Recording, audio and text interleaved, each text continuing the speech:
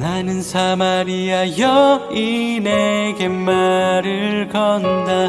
기쁨의 참말을 건다. 하늘 보좌 내려놓고 그래 여기에 왔다고. 넌 내게 다시 이리 재촉한다. 그 물을 내게 달라 한다. 넌 이미 보았다.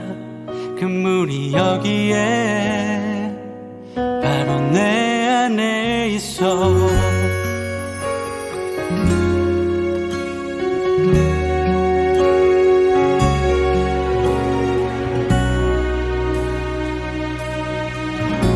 같이 고백하겠습니다.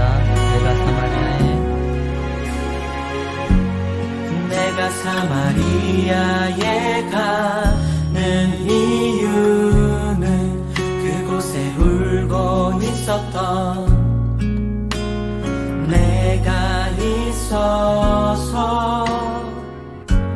햇볕이 따갑고 그늘도 없는 낮에 나는 기다렸단다.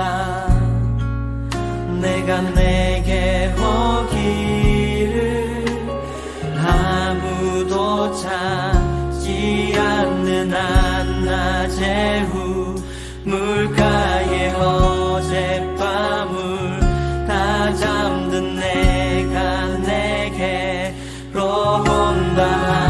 아무도 찾지 않는 한낮의 우물가에 이제껏 삶에 지친 내가 내게로 온다. 나는 사마리아 여인에게 말을 건다. 기쁨의 참말을 건다. 하늘 보좌 내려놓고 그래 여기에 왔다고. 넌 내게 다시 이리 재촉한다. 그 물을 내게 달라 한다. 넌 이미 보았다. 그 물이 여기에 바로 내 안에 있어. 나는 사마리아 여인에게 말을 건다. 기쁨의 참말을 건다. 하늘 보좌 내려놓고 그래 여기에 왔다고. 넌 내게 다시 이리 재촉한다. 그 물을 내게 달라 한다. 넌 이미 보았다. 그 물이 여기에 내 안에 있어.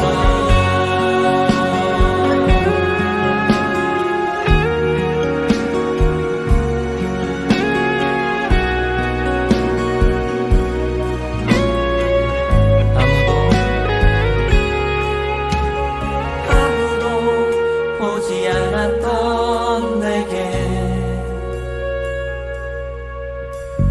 아무도 보지 않았던 내게 그 누구도 찾지 않았던 내게 아무도 보지 않았던 아무도 보지 않았던 내게 아무도 오지 않았던 아무도 보지 않았던 내게 그 누구도 찾지 않았던 내게 내가 지금 간다.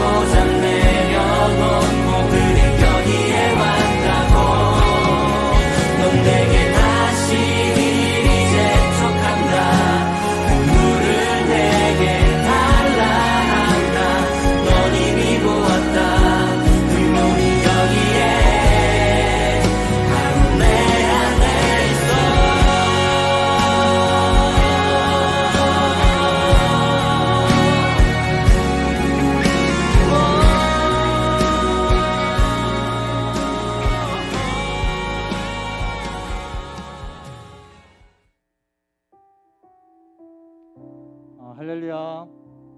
네, 우리 아멘 좀 합시다. 할렐루야.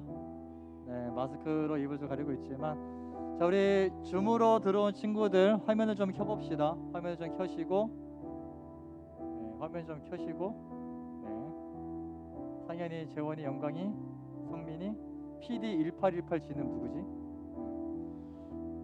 어제도 기도했는데 그 어떤 한 친구 들어왔는데 막 이름이 우유 막 이렇게 돼 있어가지고 부르느라 힘들었는데. 네.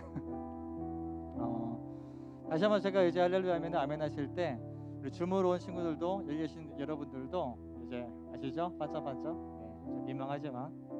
저 손을 좀 양손 좀 들어보실래요? 양손 좀 들어봅시다. 우리가 아멘 하면서 반짝반짝 하는 거예요. 할렐루야 아멘. 네, 우리 습관 나옵시다. 네.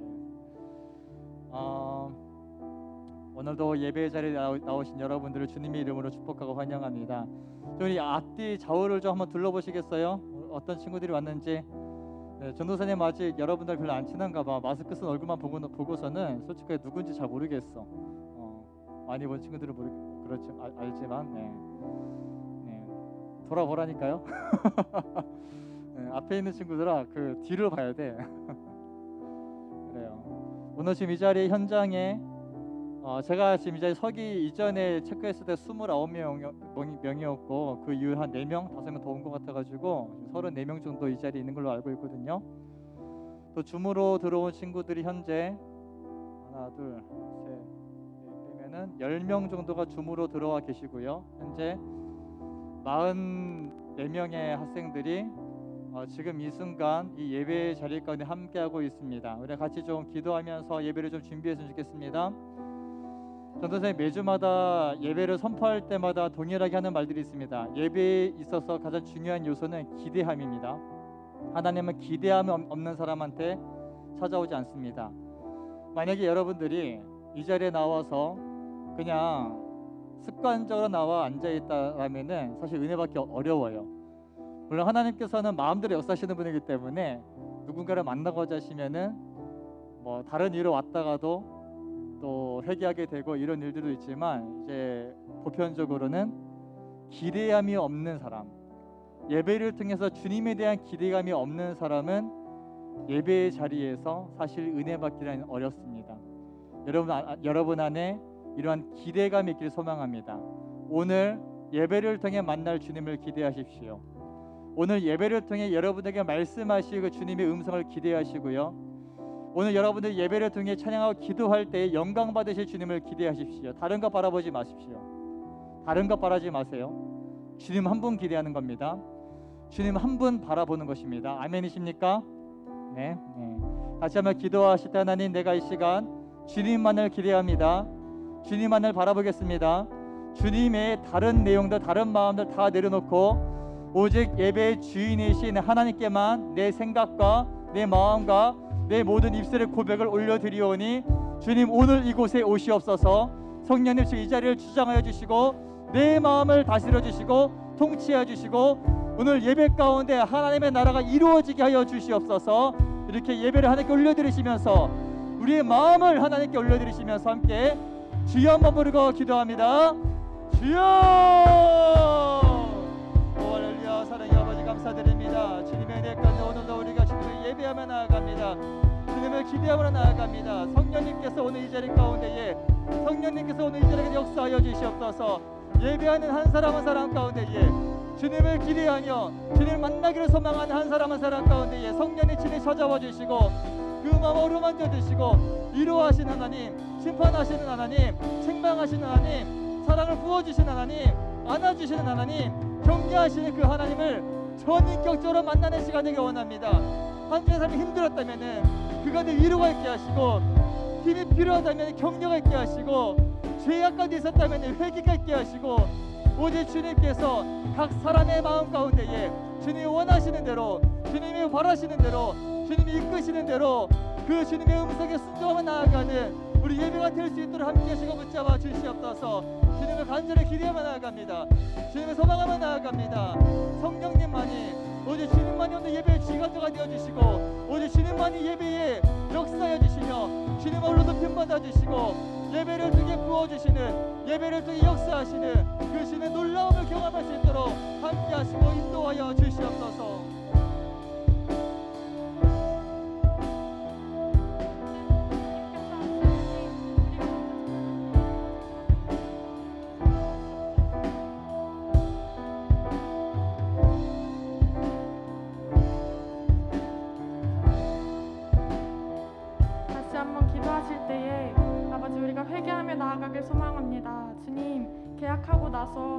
교회에서든 가정에서든 우리가 주님을 바라보지 못한 것들 회개합니다.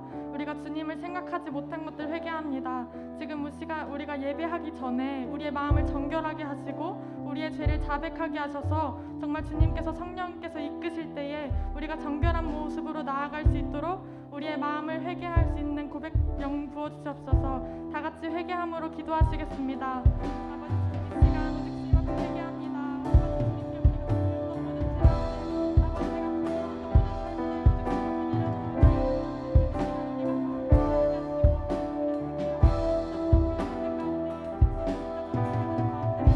모든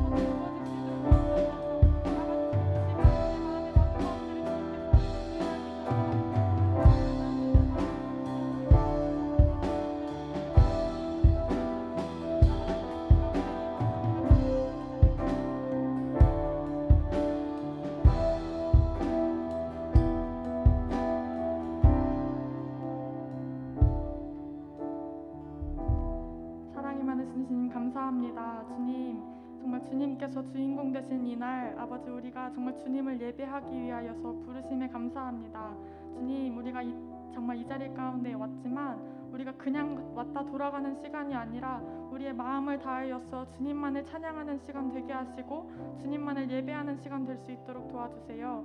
주님, 사순절 기간입니다. 주님, 나를 위하여서 정말 십자가에서 모든 물과 피를 흘리셨던 그 예수 그리스도의 사랑을 우리가 매일매일 기억하게 하시고 우리가 그 사랑을 정말 삶 가운데 증명할 줄 아는 자 될 수 있도록 도와주세요. 주님, 우리의 마음에 완고함이 있다면 지금 이 시간 주님께서 풀어주시고 우리의 굳은 마음을 열고 오직 주님께만 찬양하는 그런 기쁜 시간 될 수 있도록 도와주세요. 모든 찬양과 영광 받기 합당하신 예수님의 이름으로 기도드립니다. 아멘. 할렐루야. 다시 한번 할렐루야. 오늘도 정말 이 예배 가운데 오신 여러분을 환영하고 축복합니다. 저번 주와 마찬가지로 옆에를 한번 볼까요? 옆에 친구들 보면서 이렇게 인사할게요. 잘 들으셔야 돼요. 나도 너를 안 볼 테니까 너도 나를 보지 마. 다시 시작. 나도 너를 안 볼 테니까 너도 나를 보지 마. 그래서 우리가 바라봐야 할 분은 오직 하나님 한 분이심을 우리가 항상 기억하면서 이 찬양 가운데 임하기 원해요. 그래서 우리가 찬양할 때 정말 남들 시선 신경 쓰지 않고 오직 주님만을 바라보며 찬양하는 시간 되기 원합니다. 우리 함께 주님 우리에게 찬양할 건데요. 가사가 되게 단순한데 정말 강력한 가사예요. 그래서 성령님께서 이 시간 임하시길 간절히 원하기를 함께 찬양하시겠습니다. 함께 찬양합니다. 주님 우리에게 임하소서. 주님의 얼굴 간절히 구하니 거룩한 불꽃 내리소서. 내 안의 열정 회복시키소서. 아멘. 다시 한번 주님 우리에게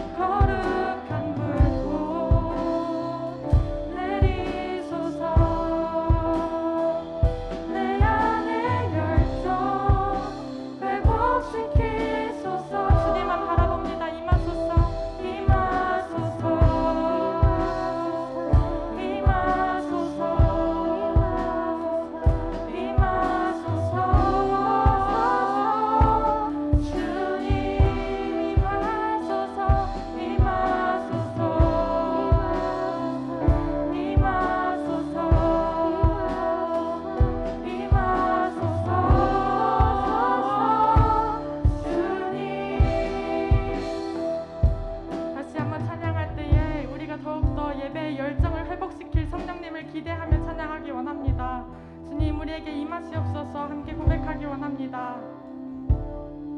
2절로 찬양합니다. 주님 우리에게 임하소서. 주님의 영광 간절히 구하니 거룩한 불꽃 내리소서. 예배의 열정 회복시키시길 원합니다. 예배의 열정 회복시키소서. 임하소서.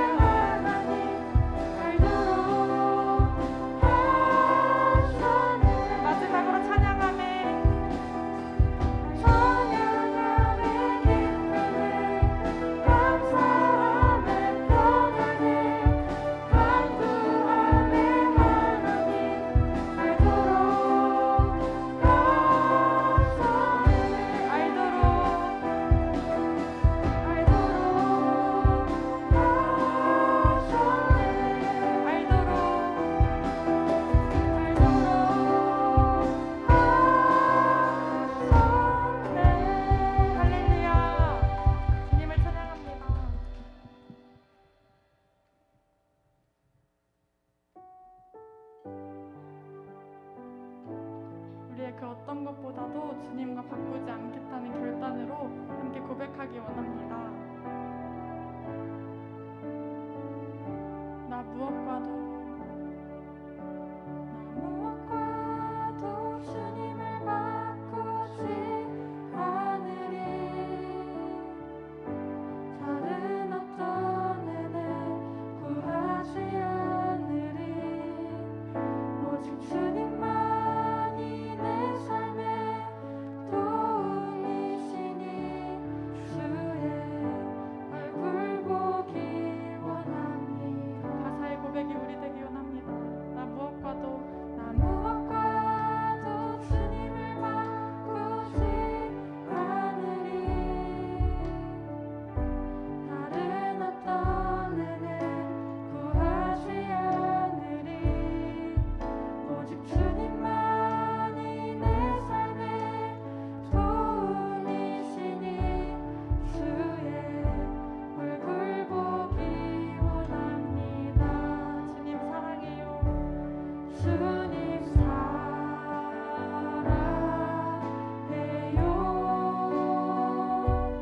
온 마음과 정성 다해 하나님의 신실한 친구 되기 원합니다. 나 무엇과도 주님을 바꾸지 않으리. 다른 어떤 은혜 구하지 않으리. 오직 주님만이 내 삶의 도움이시니 주의 얼굴 보기 원합니다. 우리의 두 손을 가슴에 얹으며 고백하기 원합니다. 주님 사랑해요.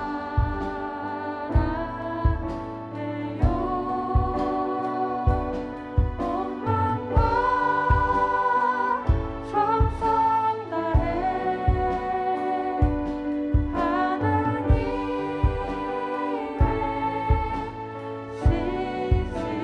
신실한 친구 되기 원합니다. 다시 한번 주님 사랑해요. 주님 사랑해요.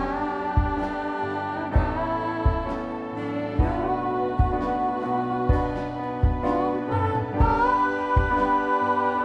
정성 다해 하나님의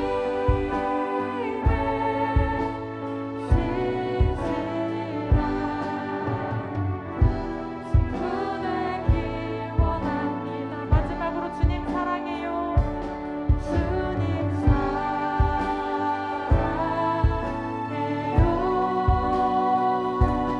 온 마음과 정성 다해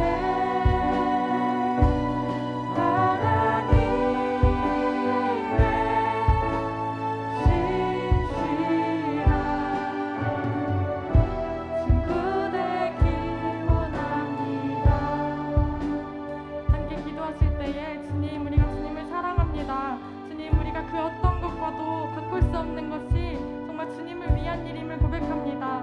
정말 우리가 나의 마음 주님보다 더 우상 세워져 있던 것들 있다면 주님 이 시간 다 회개하게 하시고 지금 이 시간 예배할 때에 더욱 철저히 주님 앞에 엎드리며 나아갈 수 있도록 도와주시옵소서. 아버지 우리의 굳은 마음 아직도 있다면 주님 이 시간 회개하기 원합니다. 우리의 완고한 마음들 주님께 다 내려놓습니다. 주님 이 시간 말씀 들을 때에 우리의 마음과 귀를 열어주셔서 우리가 말씀을 주님 듣고 아버지 일주일 동안 더욱더 순종하며 살아갈 수 있는 힘을 허락하여 주시옵소서. 정말 말씀 전하시는 전도사님을 위해 기도합니다. 주님께서 정말 부어주시는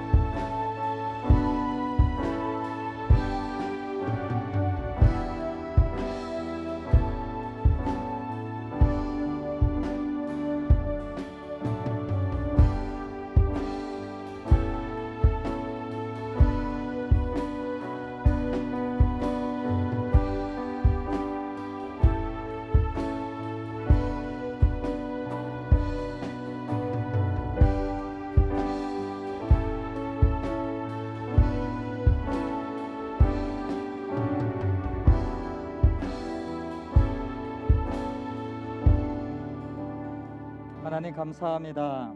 거룩한 주일날 한 자리에 모여서 하나님을 예배하게 하시니 감사합니다. 오늘 이 예배를 주님께서 주목하여 주시옵소서. 사람의 마음에 만족되는 예배가 아니라 하나님 보시기에 축복된 예배, 하나님 보시기에 만족스러운 예배, 하나님 앞에 연락되는 그러한 예배 드릴 수 있도록 함께해 주시고, 그 예배를 방해하는 다른 마음들은 이 시간 내려놓게 하시며 성령님께서 우리 모든 생각과 마음을 지정하여 주시옵소서. 감사드리며 거룩하신 예수님의 이름으로 기도드립니다. 아멘. 네, 우리 헌금 찬양하시면서 하나님께 봉헌하도록 하겠습니다.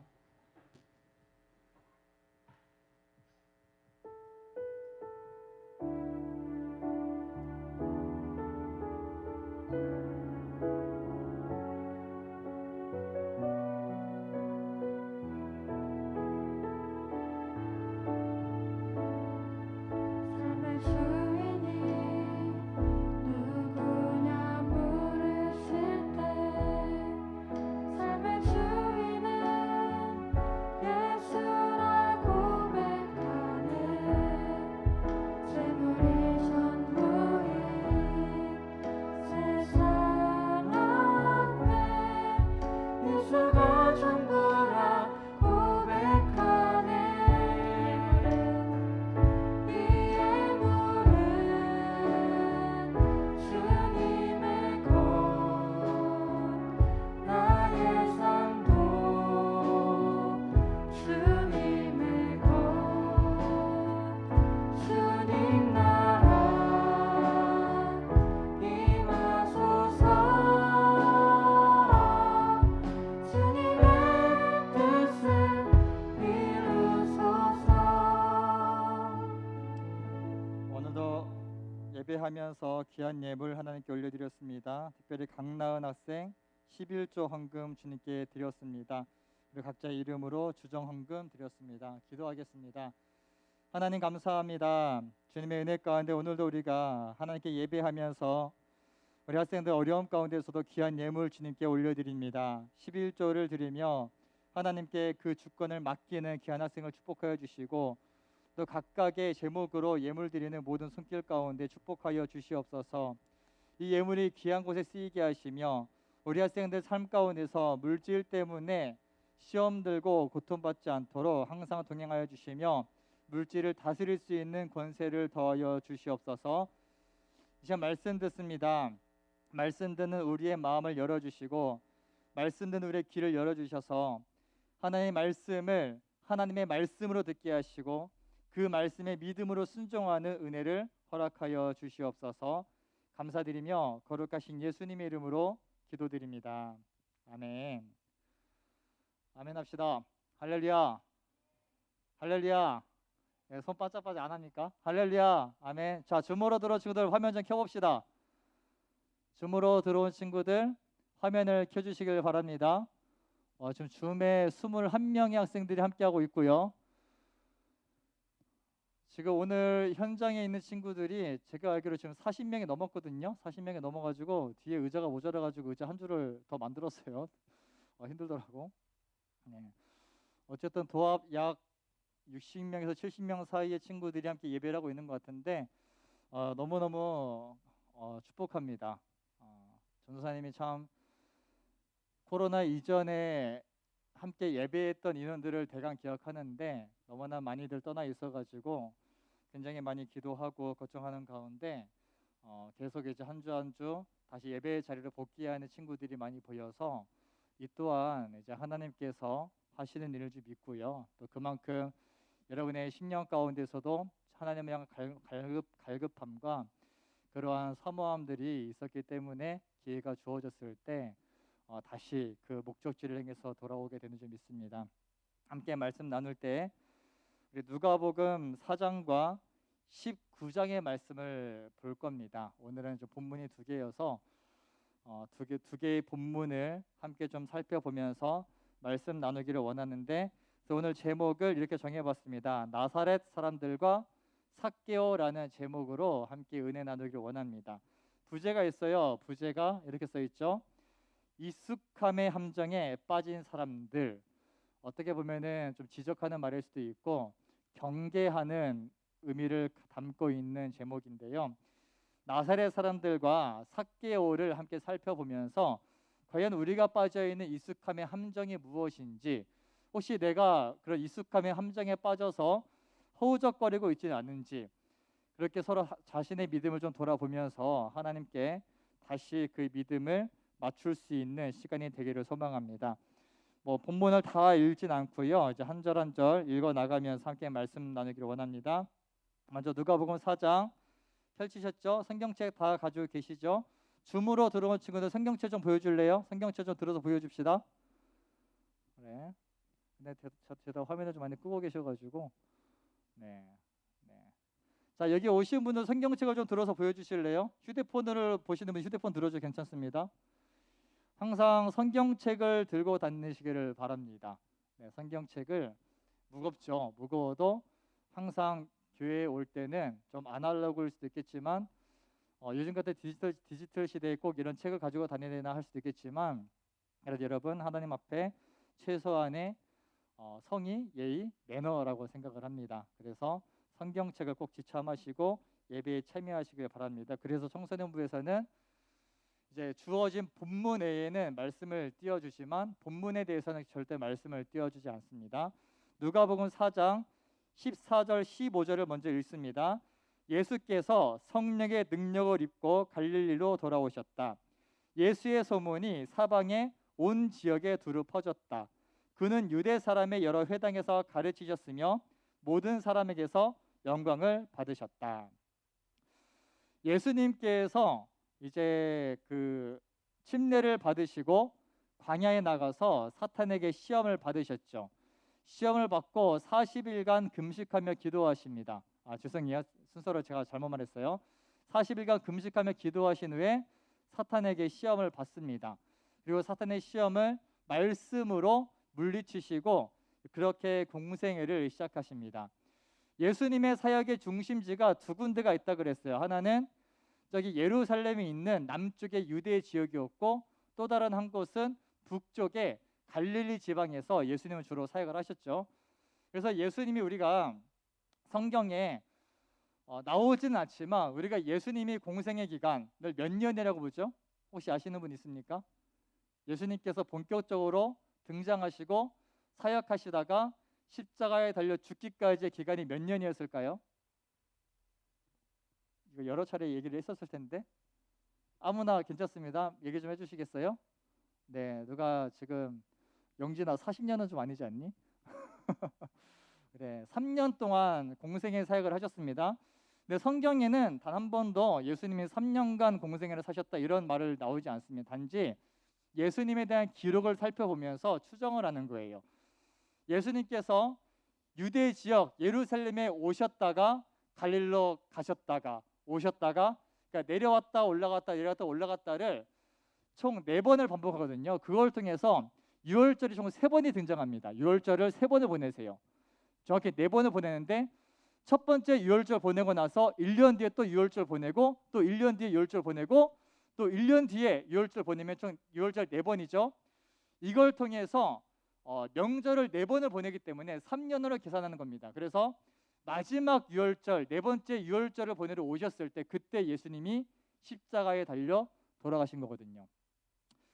그래서 우리가 이걸 통해서 볼 수 있는 건데, 이 명절을 지내기 위해서 예루살렘에 내려왔다가 이제 예루살렘에 사역을 하시는 거예요. 그리고 어느 정도 마무리가 되시면 다시 고향 땅 갈릴리로 돌아가셔서 갈릴리 호수에 붙어 있는 가버나움이라는 도시에서 사역을 하십니다. 거기가 교통의 중심지였고 많은 사람들이 왔다 갔다 하는 곳이었기 때문에 그렇게 예수님의 사역은 갈릴리와 유대 사역으로 나누어지게 되는 거예요. 제가 지금 무슨 말을 하는지 저게 무슨 소리요 할 수도 있겠지만 어쨌든 여러분들이 예수님의 행적을 좀 하나하나 알고 함께 말씀을 좀 드렸으면 좋겠습니다. 자, 그래서 14절에 예수께서 성령의 능력을 입고 갈릴리로 돌아오셨다. 예수의 소문이 사방 온 지역에 두루 퍼졌다라고 하죠. 어떻게 두루 퍼질 수 있었을까? 다시 말합니다. 예수님이 예루살렘에 갈 때는 언제였냐? 명절 때예요. 명절 때, 유월절 때. 그때는 유대 지역에 이스라엘 지역에 살고 있는 유대인뿐만 아니라 전 세계로 포로 나라가 멸망하면서 전 세계로 퍼뜨려져 있는 디아스포라 유대인들, 그러니까 이스라엘 땅에 살고 있는 사람들이 아니라 어떠한 모종의 이유로 완전히 이방 땅에 가서 살고 있는 유대인들을 디아스포라 유대인들이라고 말합니다. 좀 전문 용어로.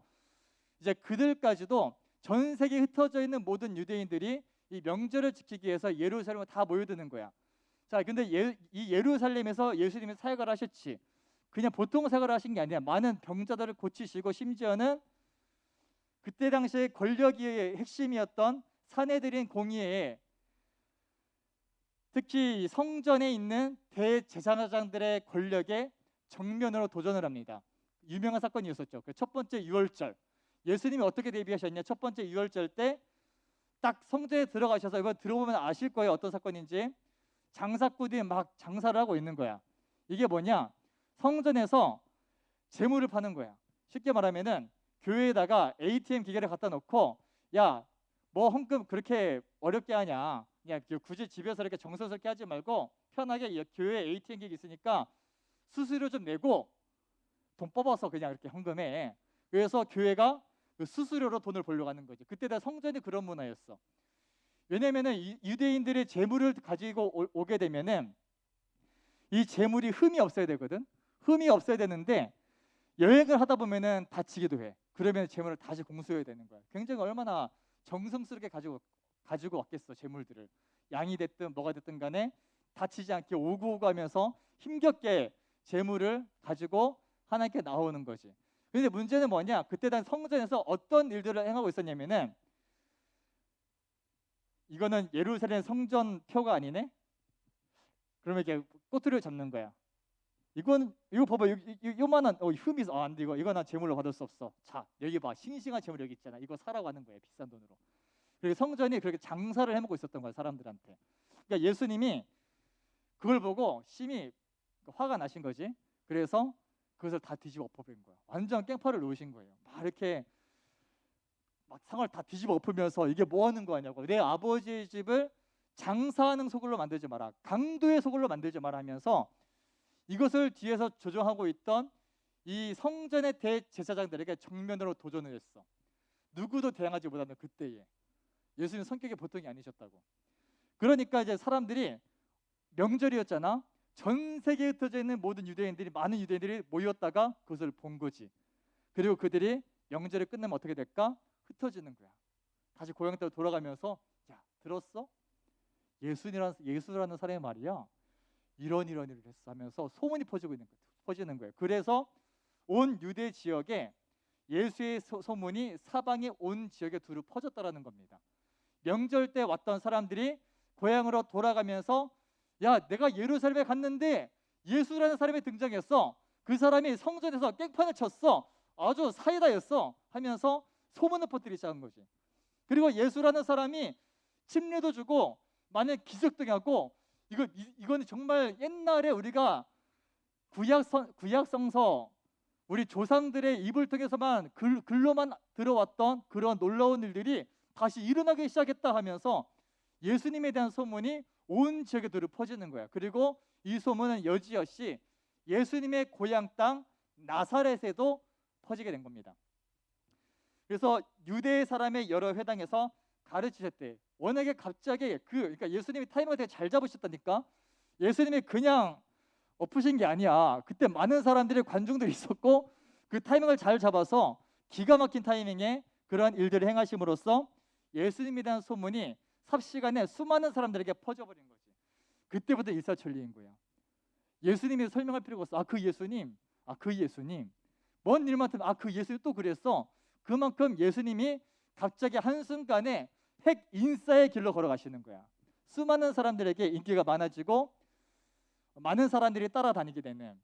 그러다 보니까 가는 곳곳마다 회당에서 초청, 예수님 오셨어요, 말씀 좀 전해주시지 하면서 초대를 하는 거예요.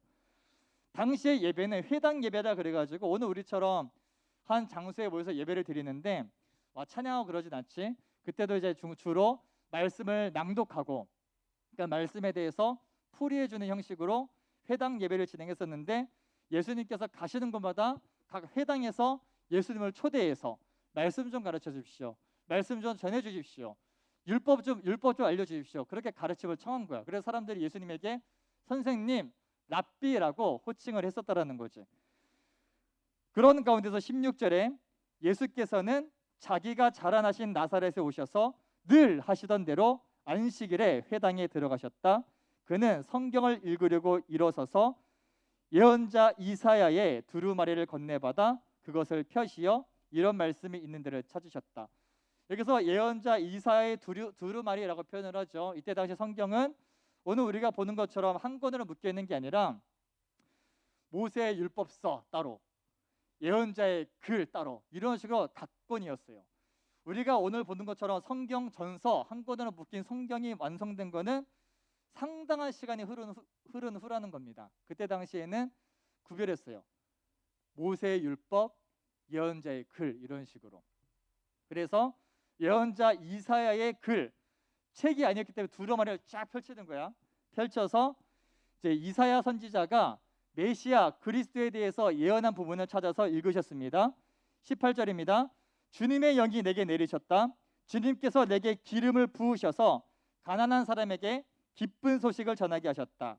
주님께서 나를 보내셔서 포로된 사람들에게 해방을 선포하고 눈먼 사람들에게 눈뜸을 선포하고 억눌린 사람들을 풀어주고 주님의 은혜의 해를 선포하게 하셨다.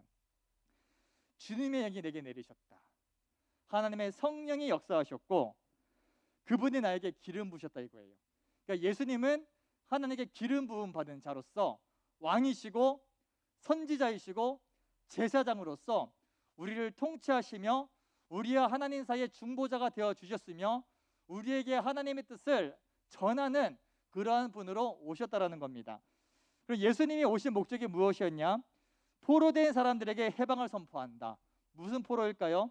이때 당시에는 이제 그 이방 나라 사람들에게 나라가 멸망하고 다른 이방 나라에 포로로 잡혀있던 사람들에게 해방을 선포했다라는 의미인데 엄밀히 말하면 영적으로 바라보게 됐을 때 죄에 대한 해방을 말하는 겁니다.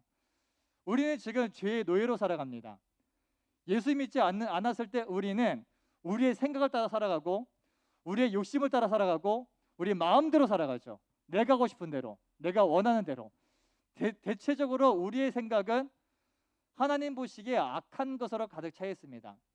여러분들이 개인의 시간 혼자 있었을 때 주로 어떤 생각을 많이 하십니까? 이렇게 교회에서야 전도사님도 있고 선생님도 있고 다른 친구들도 있으니까 서로 열심히 가면 쓰고 있잖아요. 가면 쓰면서 정말 거룩한 척도 때로는 하고 뭔가 나의 그런 적나라한 모습을 좀 감추고 그러다가 나 혼자 있었을 때 어떨까요? 실제적으로 우리 안에는 굉장히 악한 생각들이 많이 있고요. 죄를 지을 줄 몰라서 안 짓는 게 아니라 죄를 지을 기회가 없었기 때문에 못 짓는 경우가 더 많다라는 겁니다. 죄를 지을 수 있는 경우가 생긴다면 그런 기회가 생긴다면 대체적으로 망설임 없이 예수님 만나기 전의 모습입니다. 그렇게 죄를 범하면서 아무렇지도 않죠. 왜냐? 안 걸리면 그만이니까. 그게 인간의 본성입니다. 자, 여러분 다 눈을 좀 감아보시겠어요? 눈을 좀 감아보실래요? 눈을 좀 감아봅시다. 줌으로 들어오시면 눈을 좀 감아보세요. 아마 몇몇 친구들 아실 텐데 제가 한 가지 질문을 던질 겁니다. 한번 생각해 보세요. 자, 여러분들이 투명 인간이 되었다 해봅시다. 투명 인간이 되었을 때 일단 가장 먼저 해보고 싶은 거 세 가지만 떠올려 보십시오. 네, 눈을 뜨시고 자, 혹시 그 중에서 스스로 대답해 보세요. 정말 다른 누군가에게 선한 일을 하고자 하는 그런 생각이 떠오르신 분 있으십니까? 아마 대체적으로 아닐 겁니다. 전부는 아니더라도 대체적으로 뭔가 못된 짓, 나쁜 짓 그런 게 먼저 떠오를 만큼 우리의 생각은 사단에게 잠식되어 있고 우리는 끊임없이 죄를 지으며 살아간다는 그래서 우리는 예수님 만나기 이전에는 죄의 노예로 살아갑니다. 죄의 노예로 살아가기 때문에 맨날 죄를 지어요. 그러니까 죄를 지어서 죄인이 아니라 죄인으로 태어났기 때문에 죄를 짓는다라는 사실이죠. 근데 예수님께서 그렇게 죄의 포로로 살아가는 우리에게 해방을 선포하신 겁니다. 어떻게 해요? 우리의 모든 죄를 다 해결해 버리심으로써 그냥 용서해 버리심으로써 죄로 인해 살아가다가 지옥에 갈 수밖에 없었던 우리에게 죄의 사함을 선포하신 겁니다. 그게 바로 포로된 자에게 해방을 선포하신 것이고 두 번째는 눈먼 사람들에게 눈뜸을 선포하고 그저 눈앞에 보이는 현실만 바라보고 살아가던 우리에게 하늘의 비밀을 전혀 알지 못하고 하나님은 알지 못하고 그냥 당장 내 눈앞의 현실, 내 눈앞의 성적, 내 손에 쥐어진 물질, 내가 하고 싶은, 내가 즐기고 싶은 쾌락, 이런 것만 바라보면서 살아가다가 우리의 눈먼 눈이 띄어지면서 하늘의 하나님을 바라볼 수 있게 만들어 주셨다라는 거예요. 진짜 가치가 무엇인지, 진짜 우리가 바라보고 살아야 할 것이 무엇인지를 주님은 눈뜨게 하셨다라는 겁니다. 그리고 억눌린 사람들을 풀어주었다.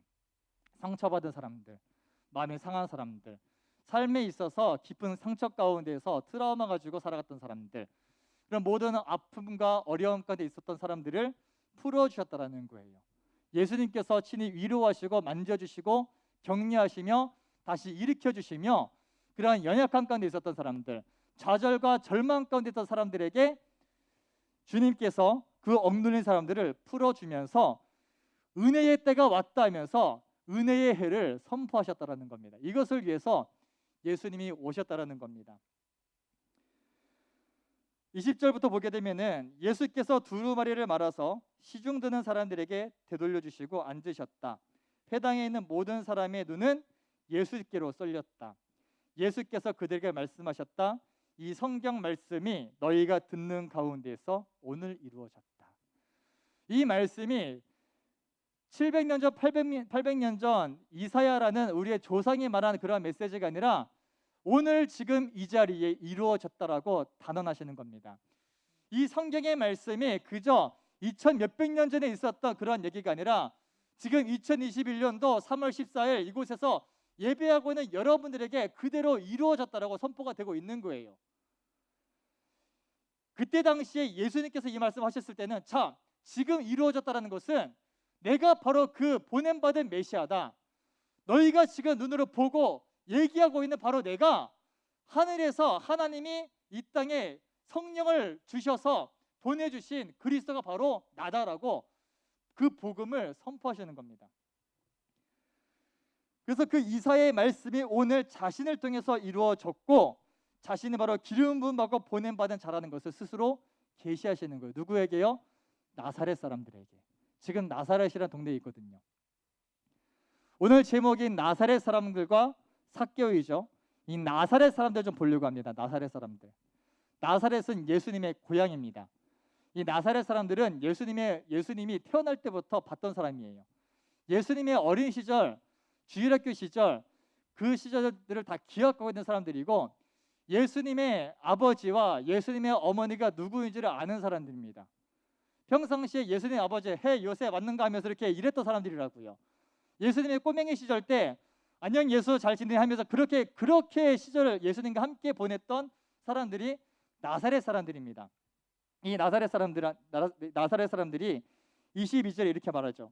사람들은 모두 감탄하고 그의 입에서 나오는 그 은혜로운 말씀에 놀라서, 여기까지는 좋죠. 감탄하고 놀랐으면 좋았을 텐데 여기서 선을 넘습니다. 이 사람은 요셉의 아들이 아닌가. 이게 말이 돼? 굉장히 말씀 좋고 그럴듯한데 근데 저 사람 출시 소문 내가 뻔히 아는데 명문에 나온 것도 아니고 명문의 가르침을 받은 것도 아니고 목수의 아들인데 내가 알고 있는 그 동네 아저씨의 아들인데. 23절에 예수님이 그렇게 말씀하시죠. 너희는 틀림없이 의사야 너의 병이나 고치라는 속담을 내가 다 끌어대면서 우리가 들은 대로 당신이 가버나움에서 했다는 모든 일을 여기 당신의 고향에서 해보시오 하고 말하려고 한다. 그들의 속마음을 아시는 거예요. 예수님께서는 그들의 마음 가운데 예수님의 가르침에 놀라면서도 그들이 가지고 있는 상식, 저 예수는 목수의 아들인데 요셉의 아들인데 별거 없는데 내가 뻔히 아는데 저 친구한테서 좋은 게 나올 수가 없을 텐데 하면서 현실을 부정하는 겁니다. 의사야 네 병이나 고쳐라. 나중에 예수님이 이 말 똑같이 듣죠. 네가 메시아거든 십자가에서 내려와 보라. 자기도 구원하지 못하면서 무슨 인류를 구원하냐. 이런 조롱을 받았죠. 예수님께서. 그것을 지금 또 받고 있는 것입니다. 의사야 너의 병이나 고쳐라. 남들 고칠 생각하지 말고. 그러니까 조롱을 하죠. 그리고 그들이 예수님께 기적을 요구합니다. 근데 예수님은 하지 않으시죠. 왜냐? 그들이 원하는 기적은 예수님을 만나고자 함이 아니라 그냥 쇼를 보고자 하는 거예요. 야 예수, 네가 그렇게 했다며? 진짜 대박인데 한번 보여봐. 그들의 마음 가운데는 예수님을 믿을 마음이 없습니다. 단지 신기한 뭔가를 구경하고자 하는 마음이었죠. 그러면서 예수님 말씀하시죠. 24절에 내가 진정으로 너에게 말한다. 아무 예언자도 자기 고향에서는 환영을 받지 못한다. 그리고 25절부터 27절까지 예수님이 팩폭을 하십니다. 엘리야 시대에 3년 6개월 동안 하늘이 닫혀서 온 땅에 기근이 심했을 때에 이스라엘에 수많은 과부들이 있었지만, 수많은 어려운 사람들이 있었지만, 하나님이 엘리야를 그 많은 과부 가운데서 다른 아무에게도 보내지 않으시고 오직 시돈에 있는 이방 땅이에요. 이스라엘 민족의 유대인이 아니라 이방 민족입니다. 사렙다 마을의 한 과부에게만 보내셨다. 그리고 또 이어서 엘리야의 제자 엘리사 시대에 수많은 유대인들 나병 환자들이 있었지만 그들 가운데서는 아무도 고침받지 못하고 오직 시리아 사람 나아만만이 고침받았다.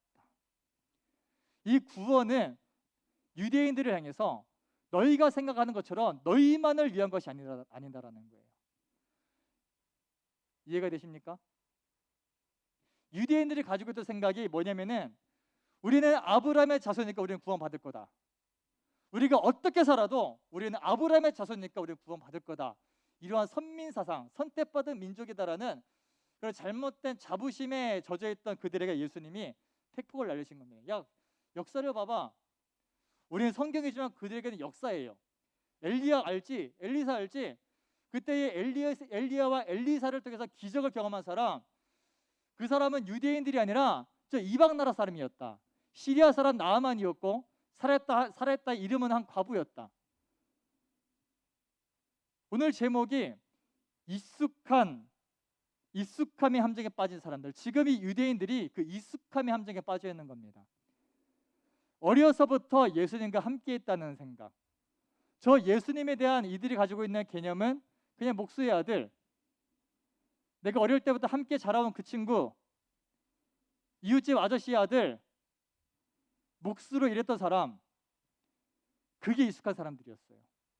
그래서 예수님께서 하나님 말씀을 전해도 깨닫지 못합니다. 마음을 열지 않습니다. 예수님에 대한 소문이 전 세계로 퍼지고 있을 때에도 이들은 예수님을 받아들이지 않아요. 그런 그들에게 예수님께서는 팩폭을 날리시고 거기에 격분한 그들은 예수님을 죽이려고 하죠. 29절에 그래서 그들은 들고 일어나 예수를 동네 밖으로 내쫓았다. 그들의 동네가 산 위에 있으므로 그들은 예수를 산 벼랑까지 끌고 가서 거기에서 밀쳐 떨어뜨리려고 하였다. 선지자는 자기 고향에서 환영받지 못한다. 예수님께서는 자신이 태어난 고향, 자신과 함께 어린 시절을 보낸 사람들로부터 배척을 받으신 거예요.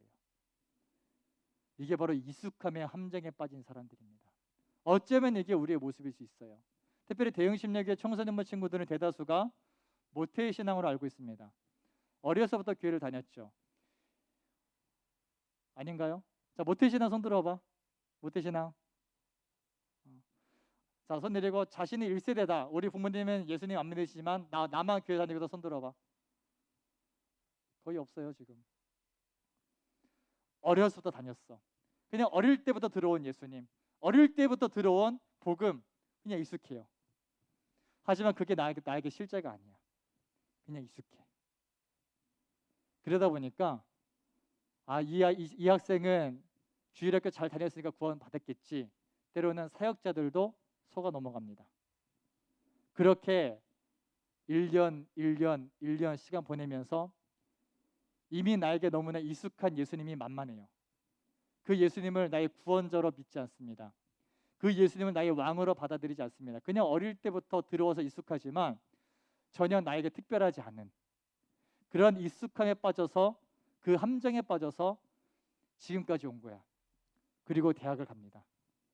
대학 가서 이제 내가 마음대로 할 수 있는 자유가 생겼을 때 너무나 익숙하고 편했던 예수님 따위는 그냥 버립니다.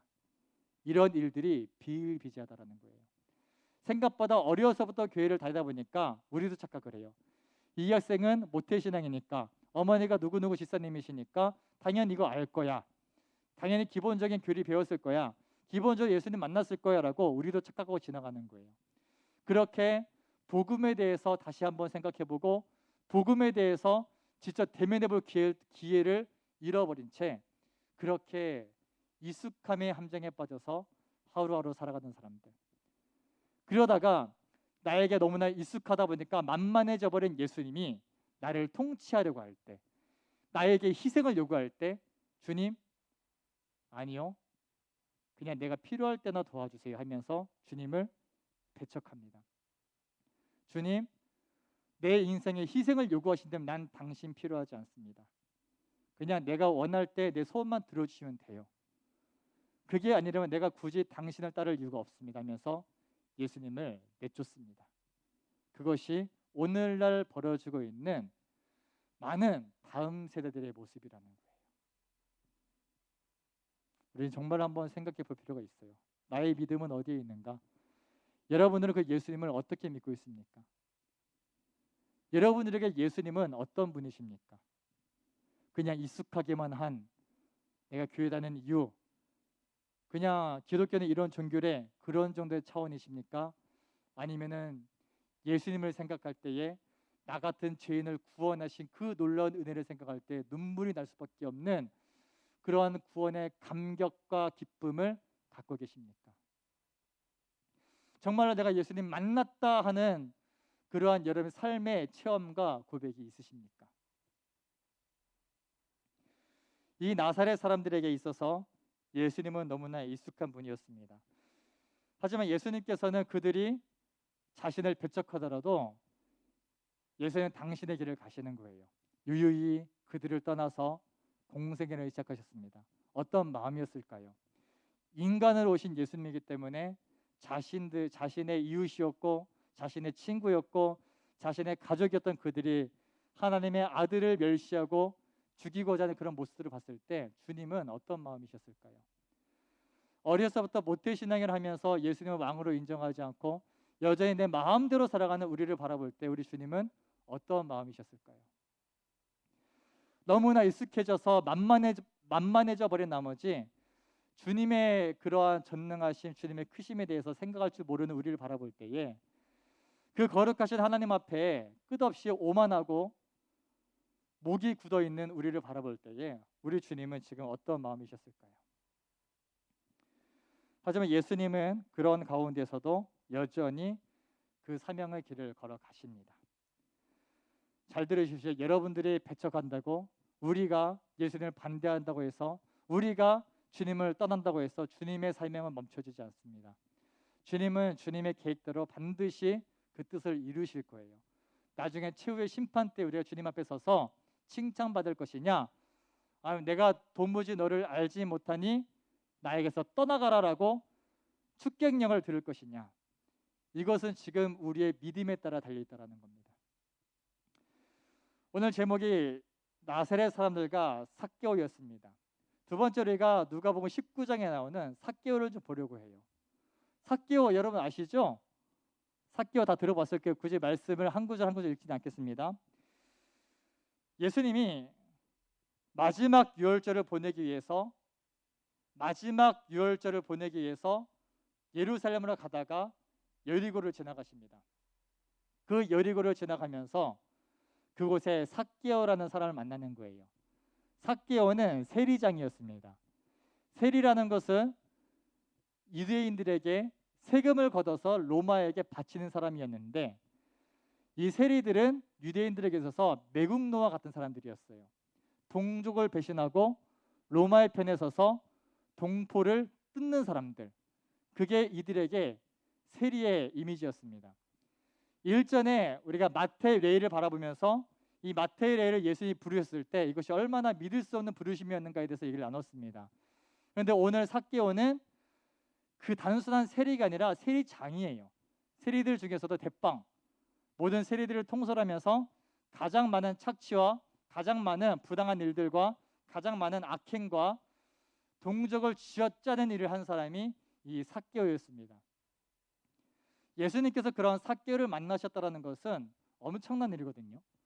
아까 나사렛 사람들에게 너희들이 착각하고 있는 거, 너희들이 유대인이니까 내가 유대인이니까 구원받겠지, 나는 모태신앙이니까 구원받겠지, 그런 사람들이 아니라 삭개요, 이 사람은 유대인이었지만 유대인들에게 배척받는 사람, 유대인들이 경멸하는 사람. 여러분 뉴스 보시면 한 번씩 뭐 타락한 그리스도인들에 의한 어떤 심각한 범죄의 뉴스를 많이 접하게 됩니다. 그럴 때 어떤 마음이 들죠? 극혐이죠, 극혐. 그러면서 저런 사람은 지옥 가야 되는데, 만약에 그런 사람이 우리 교회에 온다면 과연 우리는 어떠한 태도를 취하게 될까요? 삭개와 그런 모습이었습니다. 한번 사진 한번 띄워주시겠습니까? 네, 미스터 선샤인이라는 드라마, 아주 지금 그 전 사진, 미스터 선샤인이라는 드라마에 나오는 이제 친일파 매국노 중에 한 명이었던 을사오적의 한 명인 이완익입니다. 물론 배우가 연기한 거지만 진짜 드라마 보면서 진짜 고구마를 많이 선사해 주시더라고요. 저분께서 연기를 얼마나 잘하시는지 진짜 되게 싫었어. 알죠? 그러니까 우리가 생각하는 삭개오의 이미지는, 다음 사진 보여주십시오. 우리가 주일학교 때 봤던 이미지는 삭개는 이런 사람이거든요. 아주 친숙하고 뭔가 불쌍하고 뭔가 짠한. 다시 사진 보여주세요. 근데 유대인들의 입장에서 삭개오는 이런 이미지였을 거예요. 진짜 상대하기도 싫고 상종하기도 싫어. 저 사람이 우리 교회면 난 우리 교회를 떠날 것 같아. 그럴 만한 사람. 그런데 예수님은 저런 사람 만나러 오신 거예요. 저런 사람 부르신 겁니다. 다시 뒤에 그림 보여주세요. 예수님의 눈에 비친 삭개오는 이런 모습이에요. 하지만 유대인들의 눈에 비친 삭개오는 아까 그 사진의 모습일 겁니다. 이해가 되십니까? 우리의 시선과 예수님의 시선이 달라요. 우리가 또 하나 빠져 있는 익숙함의 함정이 뭐냐면은, 교회에는 이런 사람들이 오는 것이다 라는, 교회에는 이런 사람들이 다니는 것이다, 찬양팀은 이런 사람들이 하는 것이다, 예배는 이런 사람들에게 허락된 것이다 라는 그러한 익숙함의 함정에 빠져 있다라는 겁니다. 착한 사람, 뭔가 우리가 마음 열고 받아들일 수 있는 사람, 그런 사람들 향해서만 구원이 열려 있다고 생각해요. 그리고 또한 이것은 자기 자신을 바라볼 때도 그래요. 아마 여러분 각자가 자신의 스스로의 모습을 알 거예요. 그러면서 내가 나를 볼 때는 아까 그 사진처럼 그런 모습으로 비춰져. 그래서 나는 구원받을 자격이 없는 것 같아. 나는 너무나 잘못 살아왔고, 나는 너무나 많은 죄를 지어왔기 때문에, 나는 너무나 많이 하나님을 배신해왔기 때문에 내가 나를 볼 때 나는 저 이완익 같은 사람처럼 보이는 거야. 그래서 절망합니다. 나 같은 사람이 구원받을 수 있을까? 나 같은 사람도 예수님 받아주실까? 그런데요, 예수님 눈에 비친 삭개오는 아까 그 주일학교 때 봤을 만한 그 그림과 같은 안쓰럽고 사랑스럽고 만나고 싶은 그런 사람이었다라는 거예요. 그 예수님께서는 여러분들을 바라보실 때 동일하는 거예요. 저는 여러분들의 삶을 모릅니다. 여러분은 저를 모르시죠. 제가 저를 볼 때 제가 너무나 혐오스러울 때가 되게 많습니다. 내가 지금 전도사, 내가 지금 뭐 하고 있는 것이지? 전도사가 돼가지고 이렇게 말씀 안 보고 기도 안 해도 되나? 함께 제 선생님들과 함께 제자 훈련 진행하면서 같이 숙제를 하고 한 주간 어떻게 기도 생활을 하고 말씀 생활을 체크를 합니다. 저의 모습도 적나라하게 드러나더라고요. 김윤호 전도사가 생각보다 내가 기도 많이 안 하는구나, 생각보다 김윤호 전도사가 말씀 많이 안 보고 있구나, 이게 스스로 점검이 되면서 얼마나 민망한지 모릅니다. 그런 나를 볼 때에 나 같은 사람이 사역해도 되나? 나 같은 사람이 정말로 주님께 구원받을 수 있을까? 이런 생각 간혹 들어요. 여러분은 어떨까요?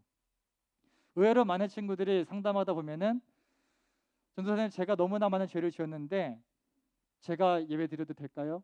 제가 구원받을 수 있을까? 이런 질문을 은근히 많이 들어옵니다. 그런데요, 내가 나를 볼 때에 우리가 빠져있는 익숙함의 함정, 나 같은 사람은 안 돼, 나 같은 죄인은 용서받을 수 없어, 나는 너무 많은 선을 넘었으니까,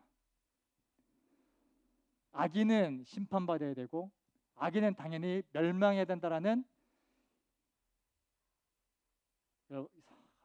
사자서 생각이 안 나네. 뭐라 그러죠? 이거 좀 알려줄래요? 네, 권선징악의 그러한 사상이 너무나 우리에게 익숙하기 때문에 내가 나를 볼 때 내가 용납이 안 되는 거예요. 우리가 빠져 있는 익숙함의 함정입니다. 나를 삭개오, 나 자신을 볼 때에 도무지 구제불능으로 바라보는 거예요. 그런데 주님께서 삭개오를 부르셨을 때 삭개오야 내려오라, 내가 오늘 너의 집에 거해야겠다. 내가 오늘 너와 함께 하겠다. 유대인들은 아마 믿을 수 없었을 거예요. 저 삭개오를? 저런 자식을? 근데 예수님께서는 그 삭개오를 만나러 오신 거예요. 예수님이 예루살렘에 입성하시기 이전에 거의 마지막에 있었던 일입니다. 마지막에 자 봐라, 내가 죄인을 위해서 왔다 그랬지, 내가 의인을 부르러 온 것이 아니라 죄인을 부르러 왔다 그랬지, 내가 부르는 사람이 누구냐? 바로 삭개오와 같은 사람이다. 어쩌면 삭개오와 같이 내 욕심을 위해서 남에게 피해를 주며 온갖 악행을 저질렀다라고 할지라도 그런 나를 주님께서는 부르시러 오셨다라는 거예요. 여러분, 익숙함의 함정에 빠지지 마십시오. 모태신앙의 이유로 예수님이 너무나 친숙하고 익숙하다고 여러분이 구원받았다고 착각하지 마십시오. 그리고 또는 반대로 내가 너무 내 스스로가 삭개오 같아가지고 나는 너무나 많은 죄악 가운데 있었는데 나는 구원받을 수 없을 거야. 그러한 익숙함의 함정에 빠지지 마십시오. 주님께서는 어떤 사람 찾으시냐? 주님의 얼굴을 구하는 사람을 찾으시는 거예요. 어떤 죄악 가운데 있었더라도, 어떠한 절망 가운데 있었더라도 주님을 찾는 사람을 만나주신다라는 거예요. 예수님과 평생 함께 살았더라도 그저 예수를 목수의 아들, 요셉의 아들로만 알고 있었던 사람들은 예수님 만나주지 않으셨습니다. 하지만 아무리 세리장으로서 온갖 악행을 저지르며 모든 유대인들에게 극혐을 받는 인생을 살았어도 그 삭개오가 예수님의 얼굴 한번 보려고 뽕나무에 올라가서 그 주님을 바라봤을 때 주님은 그 삭개오를 만나주신 겁니다.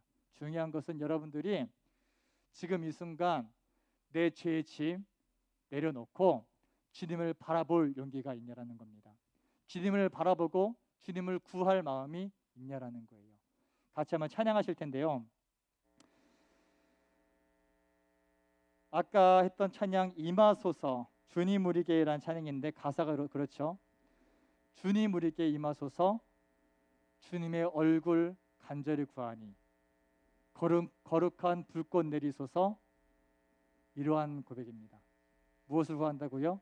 주님의 얼굴을 구하는 거예요. 시작과 찬양하시고 기도하실 텐데요.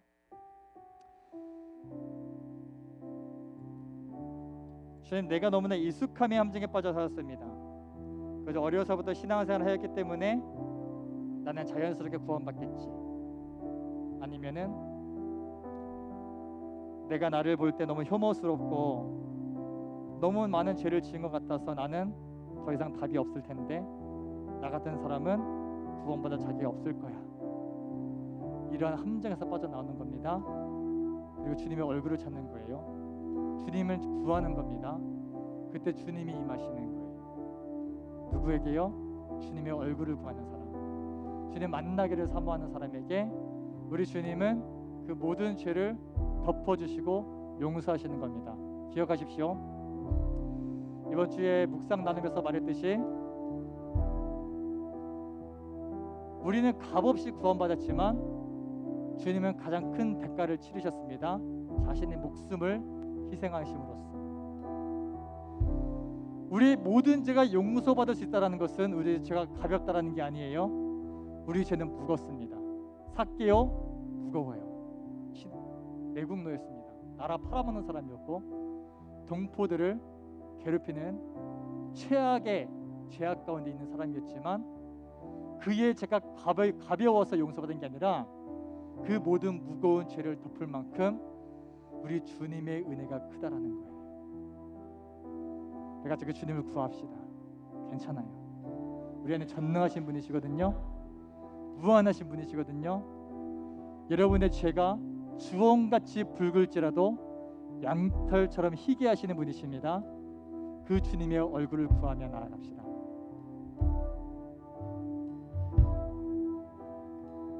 주님 우리에게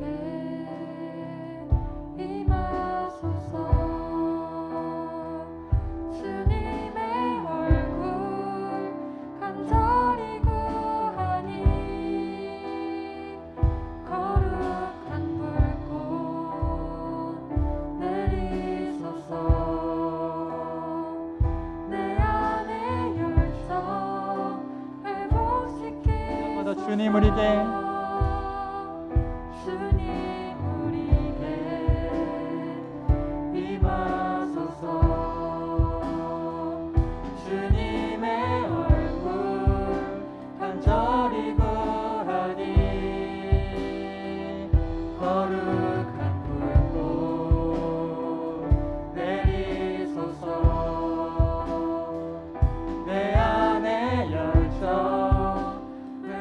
한번 더 고백합시다. 주님 우리에게 임하소서.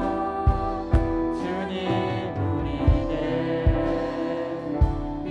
주님의 영광 간절히 구하니 주님의 영광 간절히 구하니 거룩한 불꽃 내리소서.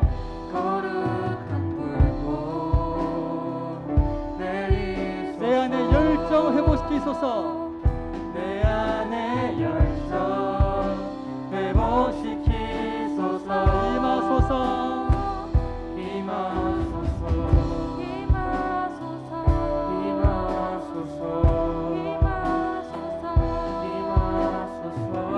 임하소서. 임하소서. 주님 임하소서.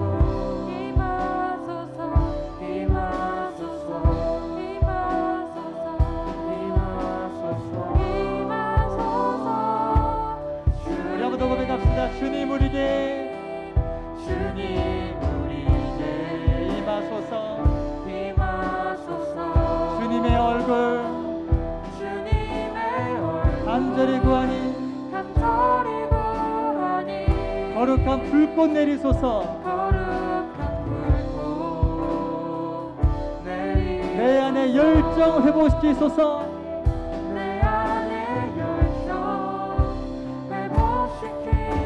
임하소서. 임하소서. 임하소서. 임하소서. 임하소서.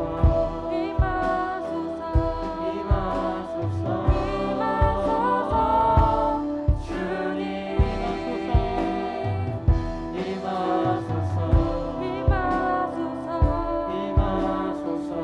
임하소서. 임하소서.